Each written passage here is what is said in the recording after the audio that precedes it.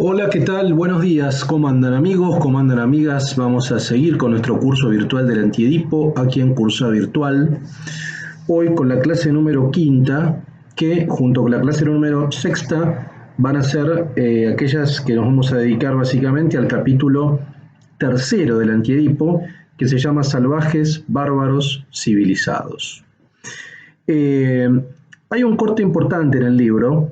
A ver, ustedes pueden ver, el primer capítulo y el segundo capítulo son capítulos más bien breves dentro de lo que son este capítulo. El tercero me parece que es el más largo, o es uno de los más largos. Incluso es más largo, me parece, con respecto al último, que es Introducción al Esquizoanálisis. ¿Por qué es un capítulo largo y por qué es un poco más denso y por qué implica un corte respecto de lo que veníamos viendo, una ampliación sustancial más que un corte, digamos, ¿no? Bueno, porque acá hay un paso que van a dar Deleuze y Guattari, que es avanzar hacia la cuestión territorial, avanzar hacia la cuestión, digamos, del socius, de lo que ellos plantean en tanto socius. Vamos a ver una cantidad de conceptos que no vimos en los capítulos anteriores. Para ponerlo digamos, en términos un poco más simples, vamos a empezar a ver a partir de este capítulo, el capítulo tercero, el capítulo cuarto sobre todo, la dimensión social. Es decir, el capítulo primero y el capítulo segundo, básicamente lo que hacen Deleuze y Guattari es plantear su lectura del psicoanálisis, su lectura del inconsciente en términos productivos, su lectura del deseo, ¿no?, como un proceso de devenir. Pero estábamos todavía discutiendo o estábamos todavía planteando ciertos elementos y ciertas nociones en la esfera de lo que uno podría llamar entre comillas porque Deleuze y Guattari no piensan en este sentido, pero para que sea claro para ustedes, de la subjetividad. Es decir, nos faltaba dar el paso y ver de qué manera la subjetividad o las singularidades, que es el término que van a usar Deleuze y Guattari más adelante, las singularidades o la expresión del deseo se enlaza con el elemento social. Es decir, para ponerlo en otros términos, el capitalismo. Vamos a hablar del capitalismo y de lo previo del capitalismo, de las diferentes formaciones socioeconómicas. Bueno, de qué manera el deseo, si está inserto en la historia, de qué manera el deseo, si no es un proceso meramente de la intimidad y del vínculo edípico familiarista, si lo sacamos, si lo desprivatizamos de la esfera de la intimidad familiarista, de qué manera se conecta con lo socioeconómico, con lo social, con lo político y con los flujos del capital. Por lo tanto, lo que vamos a ver a partir de la clase de hoy y de la próxima es ese enlace, de qué manera aparece ahí.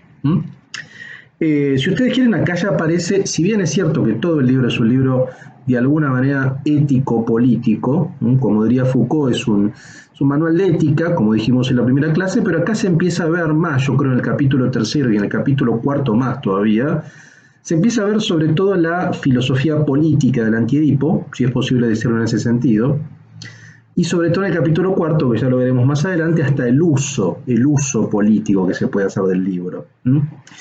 Bueno, vamos a empezar entonces leyendo el material que escribí y después vamos a hacer una selección como hacemos en las próximas clases y vamos a leer fragmentos. Ahora, antes quería comentarles algo por si algunos, digamos, están interesados en leer alguna bibliografía complementaria, que también es importante porque si bien las clases yo creo que ayudan para tratar de comprender este vocabulario deleuze-guattariano, que es un vocabulario complejo. Les quiero recomendar, aunque sea un par de libros, que pueden operar como manuales o como introducciones a la filosofía deleuziana en general y particularmente al Antiedipo en especial.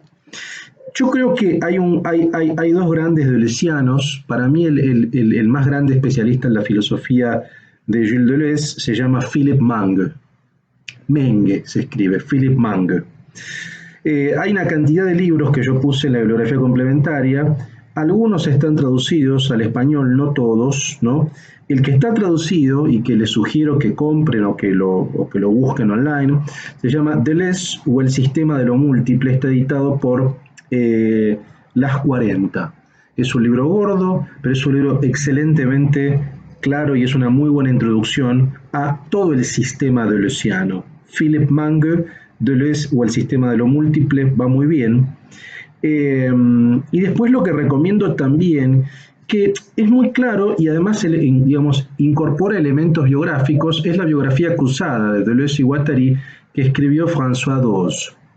Se llama Gilles Deleuze y Félix Guattari, una biografía cruzada, y la editó en castellano Fondo de Cultura Económica. Es un libro muy gordo, un ladrillo, pero también está bien porque ahí contextúa los libros, contextúa el Antiedipo muy bien y todos los otros textos, y uno puede entender bien ese desarrollo conceptual en el contexto político, de debate político que mantenía Deleuze y Guattari con Foucault, con Derrida, con la izquierda, con el gaullismo, bueno, porque no hay que olvidarse que estos libros son libros también, como dijimos en la primera clase, este libro en particular es un libro que es coyuntural, no se puede reducir a la coyuntura porque si no sería algo muy ineficaz, pero tampoco podemos obviar la discusión política coyuntural que está dando el Antiedipo en aquel momento del año 72, como dijimos. Bueno, vamos a volver a la clase de hoy. En el capítulo tercero del Antiedipo, Deleuze y Guattari realizan el siguiente movimiento. Quiero que quede claro este movimiento que van a hacer ellos. Trazar la historia de la represión general social, que esto lo vimos, la clase pasada recuerden que vimos la cuestión del familiarismo, la Sagrada Familia y la represión, la diferente forma represiva, y vimos cómo en definitiva lo que reprime, que lo vamos a ver ahora, es lo representativo. En verdad, lo verdaderamente represivo es lo representativo. La represión es reprimiente.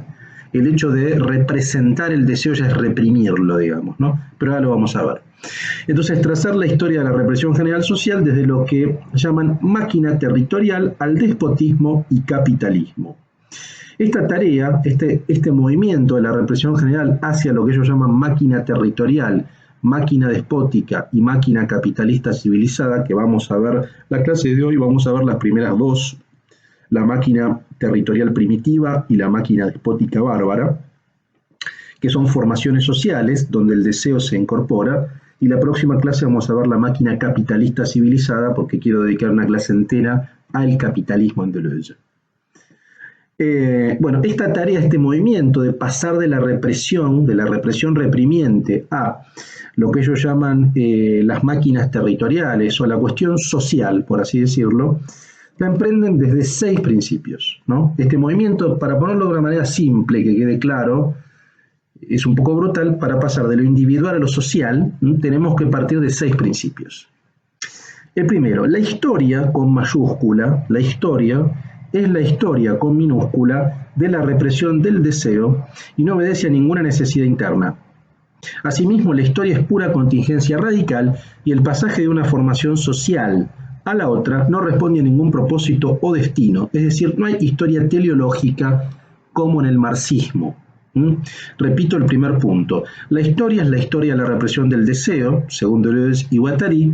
No hay una necesidad interna y no hay una visión teleológica de la historia. Por lo tanto, acá hay una diferencia sustancial de la filosofía de Deleuze y Guattari con la tradición marxista. Con el marxismo hay una relación compleja de Deleuze y Guattari. Si bien es cierto, van a ver que el texto toma algunas nociones, ¿no? Habla, por ejemplo, de capital, de plusvalía, habla de clase, es decir, toma algún vocabulario marxista, toma algunos términos marxistas. Realmente hay choques o hay divergencias que son no menores, ¿no? Una divergencia no menor es la idea esta, ¿no? La concepción histórica, como pura contingencia radical entre diferentes sociedades, es muy distinta de la concepción marxista.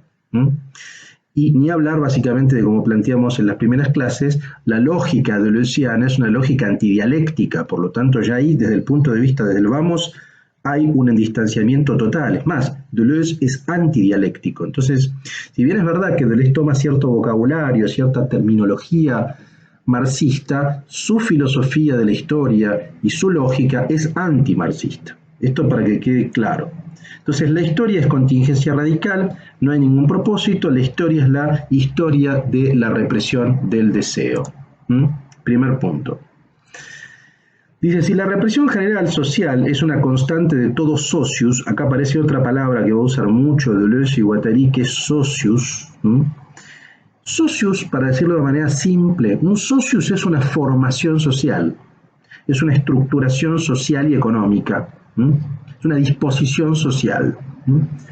En este caso vamos a ver tres socios, según Deleuze, lo que ellos llaman la máquina territorial primitiva, la máquina despótica bárbara y la máquina capitalista civilizada. Son tres socios, son tres momentos, tres disposiciones territoriales, políticas, económicas, donde el deseo va a operar de manera distinta.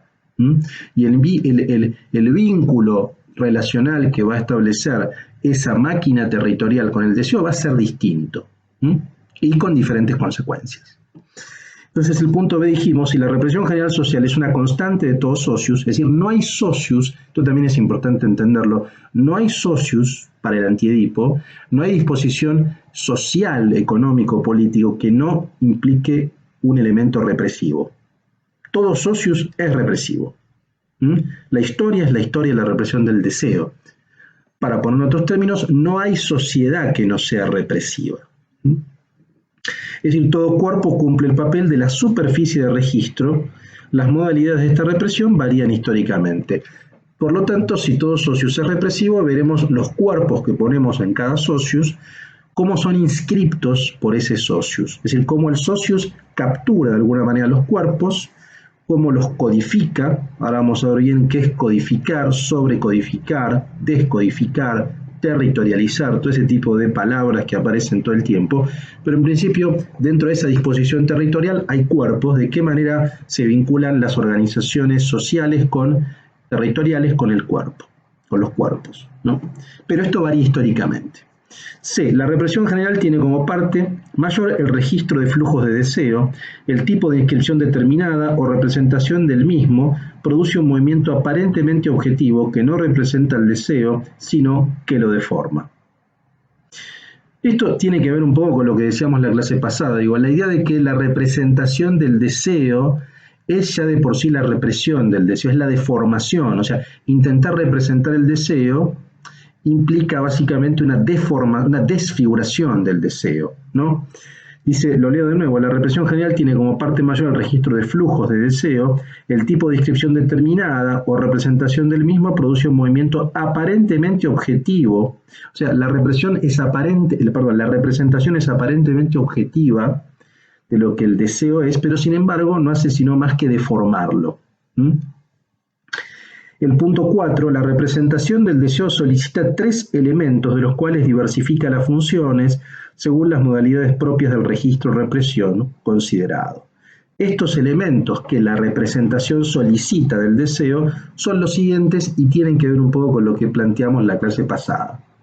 El primero, D1, lo representado reprimido del deseo.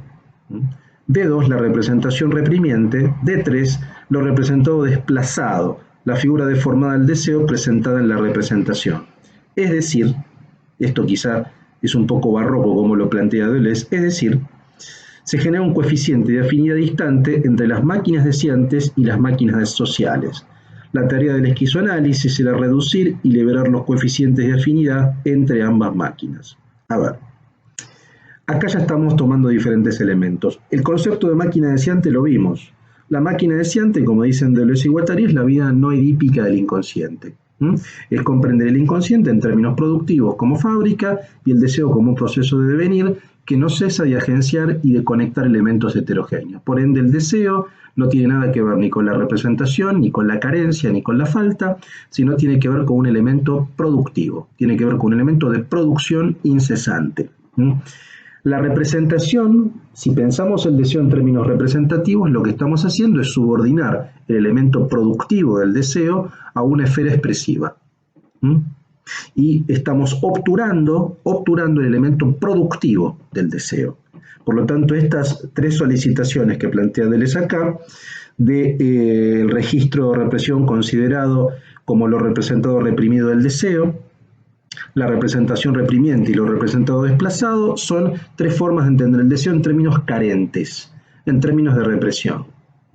Que es un poco, esto ya lo explicamos la clase pasada y quiero avanzar un poco. Es decir, con lo primero quiere decir que la idea de que si uno entiende, digamos, la cuestión psicoanalítica en términos edípicos, la idea de que supuestamente una vez que damos con este trauma originario nos vamos a emancipar y a liberar es falsa. ¿no? Esa es un poco la idea, ¿no? De que una vez que nos damos cuenta qué es lo que nos reprimimos, nos liberamos, es falso, digo, porque considerar el deseo en términos edípicos se parte de una falsedad según Deleuze y Guattari. La segunda es que la representación misma reprime, el hecho de representar reprime, y la tercera que representar desplaza. Ahora quiero ir sobre todo a la tercera cuestión, o cuando amplía, dice, será un coeficiente, es decir, será un coeficiente de afinidad distante entre la máquina deseante y la máquina social. La tarea del esquizoanálisis será reducir y liberar los coeficientes de afinidad entre ambas máquinas. Entonces el tema es pensar esto. Nosotros hasta acá vimos lo que es la máquina deseante. El funcionamiento de la máquina deseante tiene un funcionamiento que es social, por supuesto. No hay máquina deseante que no sea una máquina inserta en sociedad. Ahora, como dijimos, la idea de máquina deseante, el concepto de máquina deseante es la vida no edípica del inconsciente, es entender nuestras singularidades en términos deseantes productivos. Eso me parece que quedó claro. Ahora, tenemos que ver cómo las máquinas deseantes se conectan con las máquinas sociales, con las sociedades, es decir, cómo la máquina deseante que uno da cuenta se inserta o se inscribe en un socius, que lo que va a decir Deleuze es socius, ¿no? Y ahí vean esto que dice Deleuze del coeficiente de afinidad entre máquina deseante y máquina social. Se supone que la máquina deseante, hablar de la vida no edípica del inconsciente, decir que la máquina deseante es esto, implica una posición esquizoanalítica, implicaría una posición que Deleuze apoya. Ahora, ¿qué pasa si entendemos la máquina deseante en una máquina social, en un socius reprimido, un socius de represión? Entonces lo que está diciendo acá Deleuze es, bueno, una tarea, y acá ya está anticipando cuál es la tarea, el uso del esquizoanálisis, ya lo está anticipando, el uso del esquizoanálisis, como dice acá, será reducir y liberar los coeficientes de afinidad entre la máquina deseante y la máquina social. ¿Esto qué quiere decir? El esquizoanálisis, si tiene un uso, será lograr que haya una afinidad, una mayor afinidad, aunque no sea total, porque esto es utópico en última instancia, esto es un proyecto hacia futuro sin fecha de terminación. Que haya mayor afinidad entre la vida no edípica del inconsciente y la sociedad. Para poner en otros términos, lograr que la máquina deseante se inserte en sociedades más libres, más libres.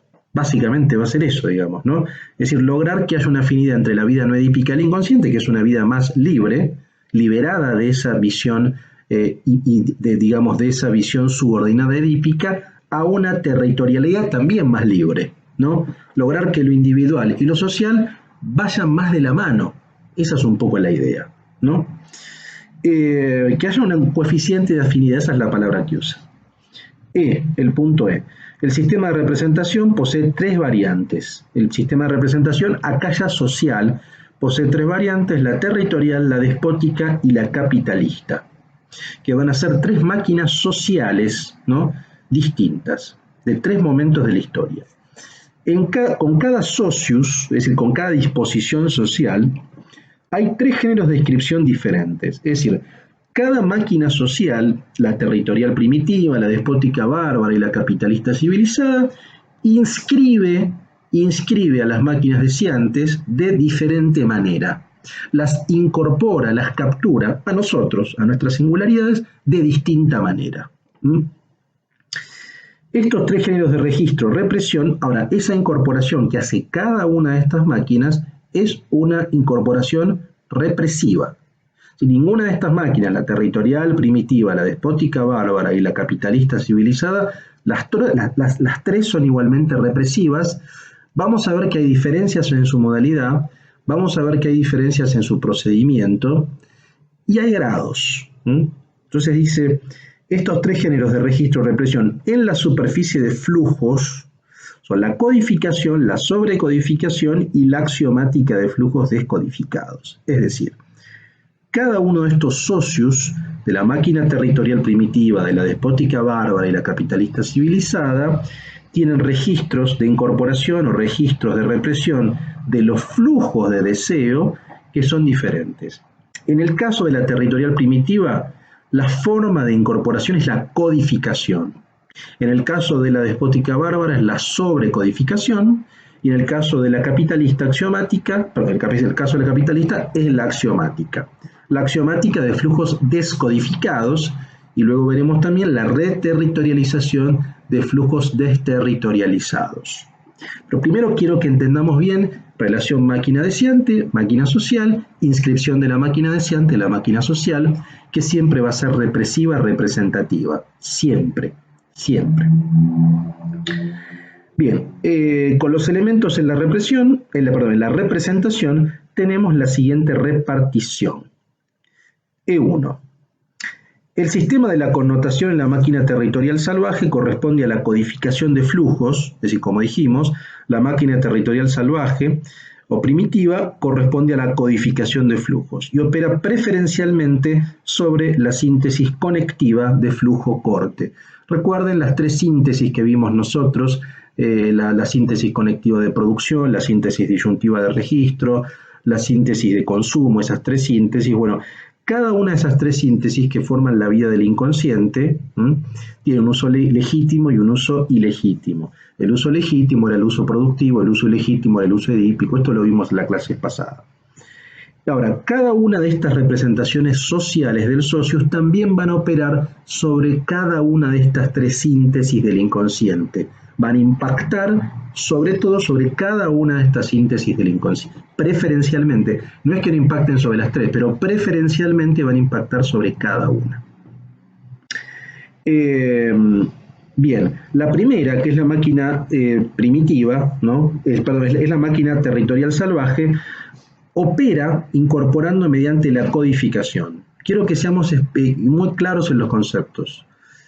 ¿Quién codifica? ¿Qué codifica la máquina salvaje primitiva? La máquina territorial. Ahí hay código, hay codificación y sobre todo, digamos en forma preferencial, eso opera sobre el sistema conectivo, sobre la síntesis conectiva.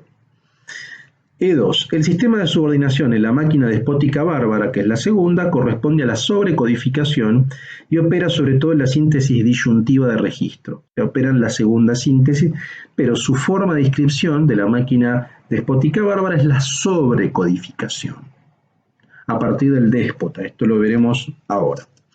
Y finalmente, la tercera, el sistema de coordinación en la máquina capitalista civilizada, corresponde a la descodificación y su axiomatización, y opera sobre la síntesis conjuntiva de consumo. Entonces, la capitalista opera sobre la síntesis conjuntiva de consumo y su mecánica, su dinámica de inscripción de sus socios corresponde a la descodificación y a su axiomatización.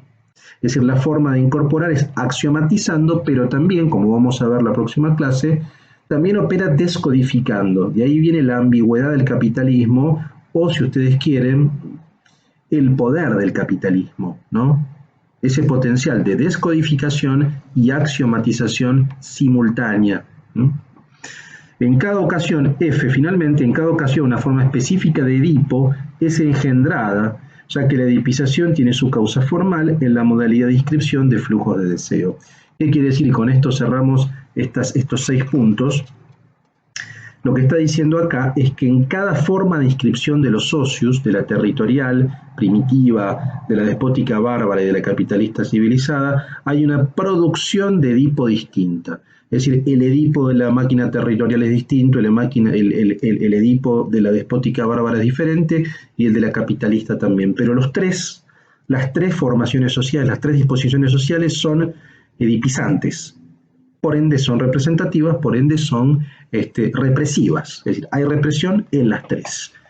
Pero tienen diferentes modalidades, pero tienen diferentes formas de articulación. Bien. Quiero que quede claro, entonces, la primera parte, articulación máquina deseante, máquina social. Ahora vamos a ver cada una de estas máquinas. La primera, la máquina territorial primitiva.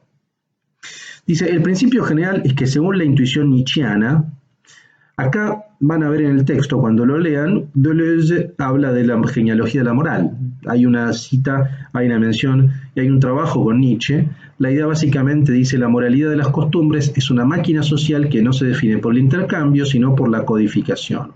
Es decir, la sociedad en primera instancia no se instituye por el libre cambio, sino por un código o marcaje que es la condición moral del intercambio. Es decir, la idea que tiene que tiene Deleuze y Guattari es que todos venimos de una deuda originaria. Es decir, que todos los textos primitivos, que la Biblia, que todos los textos religiosos, digamos, parten de un vínculo acreedor-deudor. Esa deuda originaria, que es la culpa, de hecho son dos palabras, deuda y culpa en alemán, que provienen de la misma raíz, que es Schuld, estructuran básicamente esta moralidad de las costumbres. Esta moralidad de las costumbres, dice Deleuze, que viene de las sociedades primitivas, desde el judeocristianismo, digamos, o incluso desde antes, se constituye a partir de la deuda. Es decir, yo no pido nacer, yo nazco, el hecho de nacer ya implica una deuda originaria. Yo debo devolver ese don o ese gesto, digamos, a un creador. Por lo tanto, debo comportarme, debo vivir de determinada manera. ¿De qué manera debo vivir? Bueno, cumpliendo un código. Por lo tanto, en la máquina territorial primitiva tenemos una codificación de las costumbres. Hay un código moral, hay un código que nos define, que define nuestra singularidad y que inscribe nuestros cuerpos, nuestros flujos de deseo en esa estructura, que por supuesto es represiva, ¿no? La tarea más alta de la máquina primitiva consiste en codificar los flujos, lo que implica un cuerpo lleno especificado, por ejemplo la tierra, sobre el cual a la extracción de flujos deseantes se le hace corresponder tal separación de la cadena de registro. La cadena territorial no es exterior al proceso productivo, pero es el aparato que permite la transmisión y la reproducción de este proceso, la canalización y la reiteración de las conexiones de flujos. Esta máquina, la máquina territorial primitiva, configura el código moral.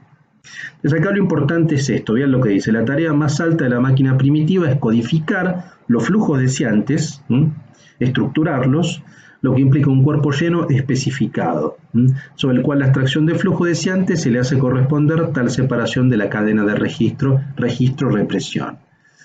El tema de la tierra, de la territorialidad, digamos, el tema de la territorialidad, por supuesto, implica, cuando hablamos de máquina territorial o de territorialización, eso implica un doble movimiento. Por un lado, hay una cuestión geográfica, en el sentido de que la moralidad de las costumbres tiene que ver con territorialidades, tiene que ver con etos, con costumbres de territorios específicos, digamos, ¿no? Pero también implica el vínculo con un dios, o implica también el vínculo con un déspota, con un sacerdote, con lo sacerdotal, digamos. Entonces, el tema de lo territorial tiene que ver sobre todo también, o anticipa ya también lo despótico, en cierto sentido. Pero a ver, el punto, quiero que quede claro, de la máquina territorial primitiva, cómo opera mediante la codificación moral. Es decir, hay una moralidad de costumbres, por lo tanto los flujos de deseo tienen que ajustarse a esa moralidad. Esta es la primera forma, es el primer registro de represión social, donde nuestra máquina, digamos, donde hay una relación de codificación, por así decirlo, entre la máquina deseante y la máquina social. La segunda, la máquina despótica bárbara. El principio de esta máquina social, creada por los fundadores de imperios o de estados surgidos sin fecha determinada ni razón clara, es la sobrecodificación que constituye la esencia de la estatalidad. ¿Qué queremos decir acá? Cuando dice estados surgidos sin fecha determinada ni razón clara. Bueno, esto van a ver, lo que va a decir Deleuze y Guattari básicamente es que no hay una fijación determinada de surgimiento del Estado. No hay una fecha de nacimiento, ni siquiera aproximada, digamos, sino que más bien un proceso de devenir. Ahora, ese proceso de devenir implica un primer movimiento de desterritorialización. El primer movimiento de desterritorialización, donde pasamos de la máquina territorial primitiva, de la moralidad de costumbres, a otro principio organizador social, se va a dar a partir de lo que llama Deleuze y Guattari los fundadores de imperios, digamos, ¿no? Vean lo que dice acá. Esta máquina implica la destrucción o la reducción de todas las codificaciones primitivas de la moralidad de las costumbres a título de piezas secundarias en favor de una nueva unidad trascendental que se añade a ellas desde el exterior y las integra como ladrillos o partes. ¿Qué quiere decir? No es que la territorialidad de la codificación, no es que la codificación moral desaparezca con la máquina despótica bárbara, sino que va a ser incorporada como un elemento más, pero no es el elemento central. Es un elemento más, es un ladrillo, como dice acá, que la integra a partir de una unidad trascendental que va a ser la figura del déspota. La unidad de la máquina despótica, a diferencia de la primitiva, no se realiza sobre el cuerpo lleno del territorio. Es decir, el elemento central de la máquina despótica no es el territorio geográfico en el cual se desarrolla una moralidad de costumbres codificada, ¿no? Sino es el cuerpo del déspota o el Estado. Es decir, vamos a pasar de esa moralidad de costumbres codificada a otra unidad trascendental que es el Estado o el cuerpo del déspota, que en el caso de, digamos, en el caso del imperio romano, por ejemplo, por poner ejemplos o lo que sea, digo, Estado y cuerpo del emperador, Estado y cuerpo del rey, es lo mismo, prácticamente, digamos, ¿no? El rey es el Estado, ¿no? El emperador es el Estado, él mismo lo es. Entonces, sino el cuerpo del déspota del Estado. Es en torno suyo que los flujos de producción convergen, y es por este, como significante supremo, que todos los segmentos de la cadena significante resultan vinculados. Es decir, si no hay déspota, no hay máquina despótica bárbara. Si no hay emperador, si no hay rey, no hay máquina despótica bárbara. Si no hay Estado, por supuesto, no hay máquina despótica bárbara. La diferencia respecto de la máquina territorial primitiva es que esta primera se organiza en torno a un código moral de la moralidad de las costumbres, ¿no? Dice, esta máquina, la despótica bárbara, configura el código estatal que incluye y supera el código moral. Es decir, cada una de las máquinas, lo veremos también con la capitalista en la próxima clase, es una incorporación de la anterior, una transformación en incorporación de la anterior. Entonces, si en la primitiva hay una codificación del código moral, en la despótica bárbara hay una sobrecodificación a partir del cuerpo del déspota y del Estado.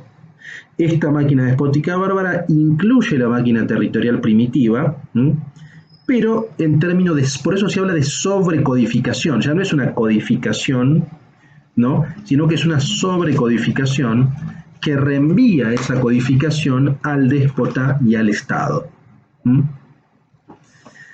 Con esto quiero que, y esto lo vamos a ver ahora cuando leamos y la próxima clase también, con esto quiero decir, el Antiedipo es un texto que plantea, o que tiene un par de hipótesis respecto de lo estatal. Primero, que todos los estados tienen la misma matriz, todos los estados provienen de la misma lógica, es decir, provienen de esta lógica que pasamos de la máquina territorial primitiva a la despótica bárbara y a la capitalista, que es una lógica represiva. El Estado es de naturaleza represiva, representativa, represiva y edipizante. El Estado, por lo tanto, si bien tiene diferentes dinámicas, debe ser atacado. Con esto quiero decir, si hay un elemento político en el Antiedipo que es evidente, es su intuición o su disposición anárquica. Es un libro desde el punto de vista de la filosofía político antiestatista, o sea, es crítico del Estado. Esto es indudable, uno después puede hacer diferentes interpretaciones, pero lo que es claro es que es un libro crítico del Estado. Crítico del Estado. El Estado es una máquina, es un socio suscriptor represivo. Incluso vamos a ver, pero esto lo voy a dejar para la próxima clase, el capitalismo tiene una operación distinta. Bueno, vamos a leer algunas partes, ¿no? Algunos párrafos. Por supuesto que lo que yo hago en las clases es leer una selección. Yo los invito a que lean todo el texto. La idea es que a medida que vayamos avanzando clase a clase, ustedes vayan leyendo el libro, porque por supuesto que yo no puedo leer todo y hay un montón de cuestiones que dejo de lado. Pero mi idea es darles herramientas conceptuales, nociones generales para que puedan leer y para que puedan entender el vocabulario deleuziano, que sé que no es un vocabulario fácil, digamos, ¿no? Bueno, vean cómo comienza el primer capítulo, Salvajes, Bárbaros, Civilizados. Dice, si lo universal es al fin y al cabo cuerpo sin órganos y producción deseante, en las condiciones determinadas por el capitalismo aparentemente vencedor, ¿cómo encontrar suficiente inocencia para hacer historia universal? La producción deseante ya está en el principio. Hay producción deseante desde el momento en que hay producción y reproducción social. Sin embargo, las máquinas sociales precapitalistas, como la territorial primitiva y la despótica bárbara, son inherentes al deseo en un sentido muy preciso. Lo codifican los flujos del deseo. Codificar el deseo es el quehacer del socius, ¿no? Acá aparece esta idea fundamental del socius, ¿no? Codificar el deseo, ¿qué hace el socius? Inscribe, codifica, en un territorio, en una organización sociopolítica. El capitalismo es la única máquina social, como veremos, que se ha construido como tal sobre flujos descodificados. Esto lo vamos a ver en la próxima clase. Este es un elemento distintivo del capitalismo y uno hasta podría decir positivo entre comillas, o como quieran, pero es un elemento positivo, un elemento de poder. Porque si bien cada una de las máquinas anteriores, la territorial primitiva y la despótica bárbara, codificaban, el capitalismo tiene un doble movimiento. El capitalismo se construye sobre la descodificación, pero a su vez axiomatiza. La próxima lo vemos. Dice, sustituyendo los códigos intrínsecos por una axiomática de las cantidades abstractas en forma de moneda. Por tanto, el capitalismo libera los flujos de deseo, pero en condiciones sociales que definen su límite y la posibilidad de su propia disolución. Acá ya está aplicando, esto lo vamos a ver más adelante. En el límite del capitalismo, el socius desterritorializado da paso al cuerpo sin órganos, los flujos descodificados se echan en la producción deseante. Acá ya estamos anticipando lo que veremos. Este es el poder del capitalismo y la seducción del capitalismo, en cierto sentido, que al estar asentado sobre la descodificación hay una mayor afinidad, entre comillas, con cierta posición libertaria. Esto lo dice el propio Deleuze, esto lo vamos a ver más adelante. Que por supuesto esa afinidad después va a ser coartada, va a ser reprimida, pero igual hay una ambigüedad. Por algo, como yo les comentaba en las clases pasadas, o no me acuerdo, hay interpretaciones tan distintas, por ahí hay hasta interpretaciones anarcocapitalistas del Antiedipo, porque aparece esta posición ambigua, digamos, ¿no? Pero no quiero entrar ahora 100% en esto. En la página 148 dice, el primer órgano que fue privatizado, colocado fuera del campo social, fue el ano, y además sirvió de modelo a la privatización, al mismo tiempo que el dinero expresaba el nuevo estado de abstracción de los flujos. De ahí la verdad relativa de las observaciones psicoanalíticas sobre el carácter anal de la economía monetaria. Bueno, estos son ejemplos interesantes de la economía libidinal, digamos, ¿no? Que va a ser todo el tiempo Deleuze, ¿no? La analidad es mayor si el ano sufre retiro de catexis, la esencia del deseo es la libido, pero cuando la libido se convierte en cantidad abstracta, el ano elevado y con retiro de catexis produce las personas globales y los yos específicos que sirven de unidades de medida en esa misma cantidad. Bueno, esto de global y específico, recuerden que tiene que ver con la teoría de la homosexualidad edípica, digamos, ¿no? Todo el edipo es anal e implica una sobrecatexis individual de órgano para compensar el retiro de catexis colectivo. O sea, esto más o menos ya lo planteamos respecto de la homosexualidad, así que quiero pasarlo. El tema de la territorialidad. Vamos a esto, 151. De acá ya aparece la alusión a la genealogía de la moral en esta página. La noción de territorialidad solo en apariencia es ambigua, pues si entendemos por ello un principio de residencia o de repartición geográfica, es evidente que la máquina social primitiva no es territorial. Solo será el aparato de Estado. El aparato de Estado es territorial. Según la formulación de Engels, no subdivide el pueblo sino el territorio, y sustituye una organización gentilicia por una organización geográfica. Cuando la división llega a la propia tierra en virtud de una organización administrativa, territorial y residencial, no podemos ver en ello una promoción de la territorialidad, sino todo lo contrario, el efecto del primer gran movimiento de desterritorialización sobre las comunidades primitivas. La unidad inmanente de la tierra como motor inmóvil da lugar a la unidad trascendente de una naturaleza por completo distinta, la unidad del Estado. El cuerpo lleno ya no es el de la tierra, sino el del déspota, el inengendrado, que ahora se encarga tanto de la fertilidad del suelo como de la lluvia del cielo. El socius primitivo salvaje era pues la única máquina territorial en sentido estricto, y el funcionamiento de una máquina tal consiste en esto: declinar alianza y filiación, declinar los linajes sobre el cuerpo de la tierra antes de que haya un Estado. Es decir, lo que está diciendo es lo siguiente, digamos, que la territorialidad es un procedimiento estatal, es un procedimiento estatal en lo que refiere a lo geográfico, básicamente. Pero en lo que refiere, si ustedes quieren, al vínculo sacerdotal o al vínculo despótico, no necesariamente lo es, digamos, ¿no? Bien, vamos a pasar un poco más adelante, vamos a la página 172, ¿no? Bien, veamos la página 172, dice lo siguiente. En cuanto a Edipo en general, no es lo reprimido, es decir, lo representante del deseo que está más acá e ignora por completo el papá-mamá. No es la representación reprimiente que está más allá y no discierne las personas más que sometiéndolas a las reglas homosexuales de la alianza.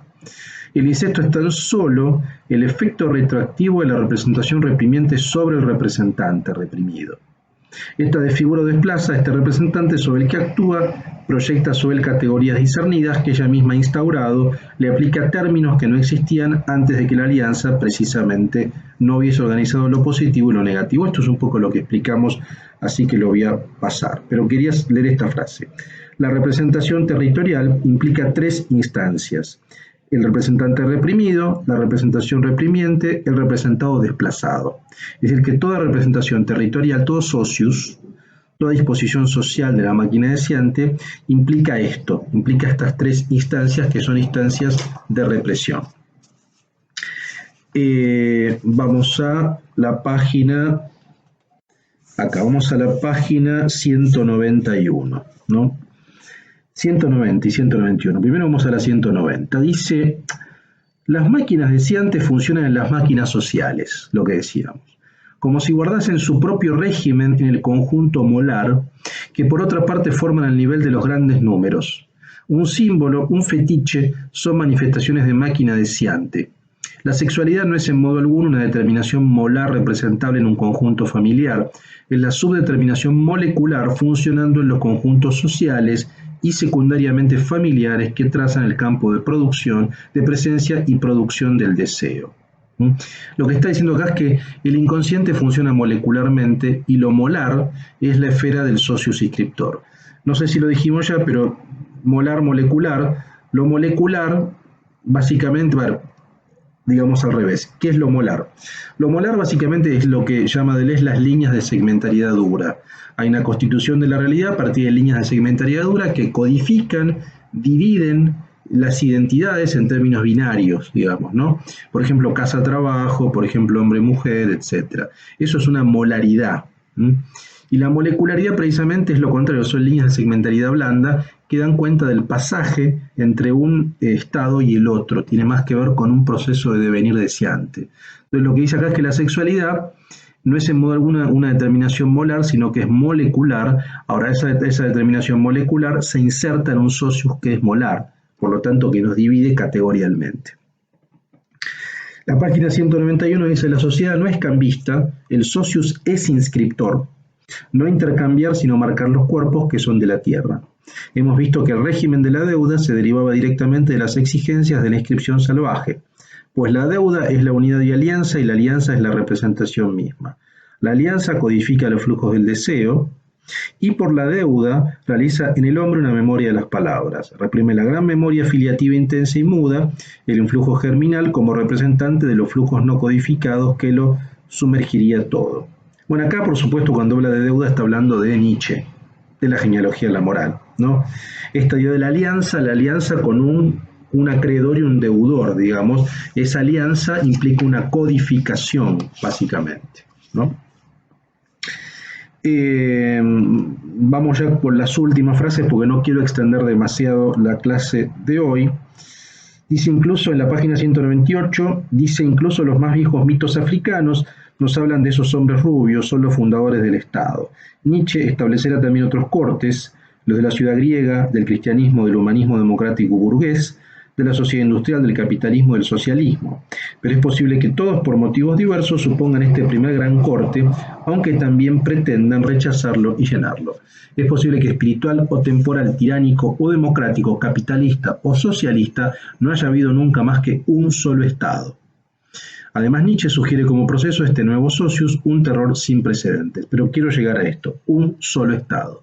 Para Deleuze hay un solo Estado con diferentes modalidades, con diferentes formas de inscripción, como vimos, codificación sobre codificación axiomática, pero es un Estado. Un Estado. Y ese Estado funciona siempre de manera represiva. La instauración de la máquina despótica, acá despótica, o del socius bárbaro puede ser resumida del siguiente modo: nueva alianza y filiación directa. Esto es la página 199. Dice, el déspota es el paranoico. Nuevos grupos perversos propagan la invención del déspota. O sea, el déspota funciona de manera paranoide, protegiéndose de supuestos ataques. Esto lo vamos a ver también en la próxima clase y en las otras también vamos a seguir ampliando esto. y quiero leer aunque sea las últimas dos citas. La página 203 dice: a menudo se ha señalado que el Estado vuelve a empezar con dos actos fundamentales. Uno llamado de territorialidad, por fijación de residencia, lo cual es evidente, una inscripción geográfica, y otro llamado de liberación por abolición de las pequeñas deudas. Abolición de las pequeñas deudas producto de la alianza, es decir, territorialidad geográfica y deuda con Dios, que es abolida o que es perdonada si uno se comporta de determinada manera, si uno codifica sus costumbres. Sin embargo, el Estado procede por eufemismo. La pseudo-territorialidad es el producto de una efectiva desterritorialización que sustituye los signos de la tierra por signos abstractos y convierte la producción tierra en objeto de una propiedad del Estado o de sus más ricos servidores y funcionarios. La abolición de las deudas, cuando tiene lugar, es un medio de mantener la repartición de las tierras y de impedir la entrada de escena en una nueva máquina territorial. Entonces, lo que está diciendo es que, por un lado es esto, pero por otro lado también hay una abstracción que convierte esos elementos materiales y concretos en signos abstractos. Por ejemplo, el Estado. En signos conceptuales. Por ejemplo, el Estado. La página 206, y con esto terminamos. Tengo otras cosas marcadas, pero me parece que no quiero extender tanto. La página 206 dice: la inscripción imperial, acá ya estamos en la despótica bárbara, recorta las alianzas y filiaciones, las prolonga, las hace converger en la filiación directa del déspota con el Dios. Es decir, hay una convergencia con el déspota y Dios. La nueva alianza del déspota con el pueblo. Todos los flujos codificados de la máquina primitiva son llevados ahora hasta una embocadura donde la máquina despótica los sobrecodifica. Es decir, si la máquina territorial codificaba en códigos de costumbres morales, la máquina despótica sobrecodifica conectando eso con el cuerpo del déspota y el déspota Dios. Todos los flujos codificados de la máquina primitiva son llevados hasta ahora a una embocadura donde la máquina despótica los sobrecodifica. La sobrecodificación es la operación que constituye la esencia del Estado y que mide a la vez su continuidad y su ruptura con las antiguas formaciones. Las castas son inseparables de la sobrecodificación e implican clases dominantes que todavía no se manifiestan como clases, pero se confunden con un aparato del Estado. Es decir, la máquina despótica bárbara funciona mediante el sistema de castas, que será algo así como el presistema de clases. Bueno, vamos a cortar acá, vamos 47 minutos, quiero que procesen todo lo de la clase de hoy, que es bastante. Y mi idea, sobre todo, quiero que entiendan el funcionamiento de la máquina territorial con la máquina deseante, y hoy, la clase de hoy, el funcionamiento de la máquina territorial primitiva y la máquina despótica bárbara. Con eso estamos perfectos. La próxima vamos a ver la última máquina, que es la máquina capitalista civilizada, que le dedicaremos una clase íntegra a ese funcionamiento. Quiero que entendamos bien cómo analizan Deleuze y Guattari el capitalismo. ¿Qué es lo que entienden capitalismo? Pero esto será la próxima. Bueno, los invito a hacer sus comentarios en el foro y nos seguimos viendo la próxima clase. Gracias. Un abrazo a todos y a todas.